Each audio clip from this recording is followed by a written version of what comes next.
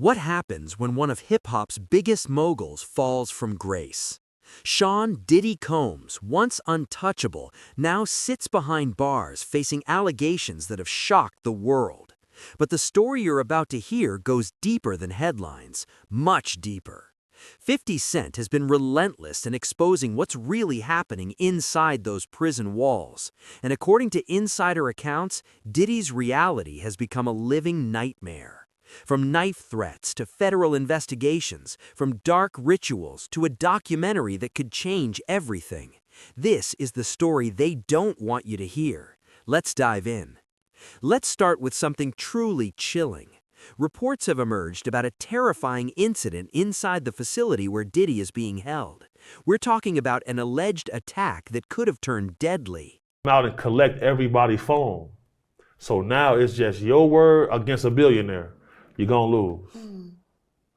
Read this right there from that young man. Yeah, this is a real issue. And I think Diddy's lawyers are right when you're talking about somebody who's not, supposed to not be able to be accessed in this way. And that's super scary. If he in fact woke up with a knife to his throat, I mean, that's Think about that for a second. A billionaire, someone who once controlled empires, now vulnerable in a place where money and power mean nothing. The allegation? That Diddy woke up with a knife to his throat.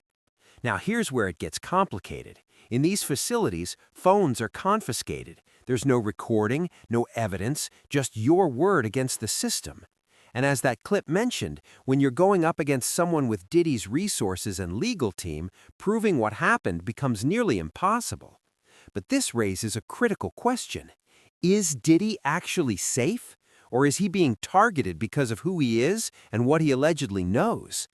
While Diddy sits in that cell, federal prosecutors are building their case, and it's massive. We haven't seen the indictments yet. There's been some time lag. I suppose it will take some time to go through all the Forensic analysis, digital evidence, witness testimonies. This isn't some rushed prosecution. The feds are taking their time, going through mountains of data collected from raids on Diddy's properties. But here's what makes this different from other celebrity cases: the scope. We're not just talking about one or two incidents. This investigation allegedly spans decades, involves multiple victims, and according to sources, could implicate others in the industry. The indictments, when they fully drop, are expected to be devastating. And 50 Cent? He's been sitting on something that could be the final nail in the coffin. Enter 50 Cent's documentary. For years, 50 has been vocal about Diddy, dropping hints, making accusations, but now he's got receipts, real footage, real testimony. That footage ended up going to 50 Cent and his production company, and it's kind of the centerpiece. Sold to them. Yes, was the centerpiece of the documentary. So watch this particular scene, because this is where a lot of people feel Diddy really screwed over someone that he should be very. This documentary isn't just entertainment, it's evidence presented to the public. And according to insiders, there's one particular scene that's absolutely explosive. Footage that shows Diddy allegedly betraying someone who should have been untouchable to him. 50 Cent's production company didn't just stumble upon this material. They sought it out, verified it, and now it's becoming the centerpiece of a cultural reckoning. But the documentary raises another question. What else is out there? What other footage exists that we haven't seen yet? And more importantly, who else is implicated? Now, let's talk about something that sounds like conspiracy theory, but keeps coming up in witness statements. Rituals, occult practices, bizarre behavior behind closed doors. How many people he affected negatively, that was his trade-off to gain what he had.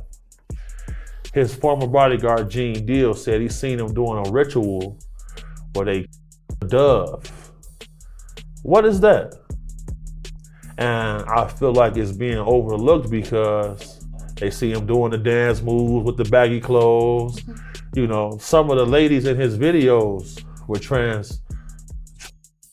His former bodyguard, Gene Deal, has gone on record describing what he witnessed. Rituals involving doves, strange ceremonies, behavior that went far beyond eccentric. And here's what's being overlooked. While the public sees the flashy music videos, the dance moves, the celebrity lifestyle, insiders were witnessing something entirely different. Some of the women in his videos, allegedly transgendered, used in ways that raise serious ethical questions. This paints a picture of a man who, according to those who worked closest with him, was willing to do anything, sacrifice anyone to maintain power and status. The question is, how many lives were destroyed in the process? As that clip mentioned, the trade-off for his empire was measured in damaged people. So what's Diddy's day-to-day reality now? Let's get a glimpse inside the facility. We're in the unit that was one floor above mine, so in terms of like the setting, it's a fairly decent chance that the room I'm describing is similar to where Diddy is. Yeah. According to sources familiar with the facility, Diddy is being held in conditions similar to what was just described. This isn't some cushy white-collar prison. This is the real deal. But even in these conditions, the system has procedures for medical issues. Well, I mean, inmates have procedures all the time. I mean, you have folks there with cancer, you have folks there with, serious other chronic diseases. And sometimes it does require individuals to have surgery even while they're on pretrial. Inmates undergo surgeries. They deal with cancer, chronic diseases, serious medical conditions.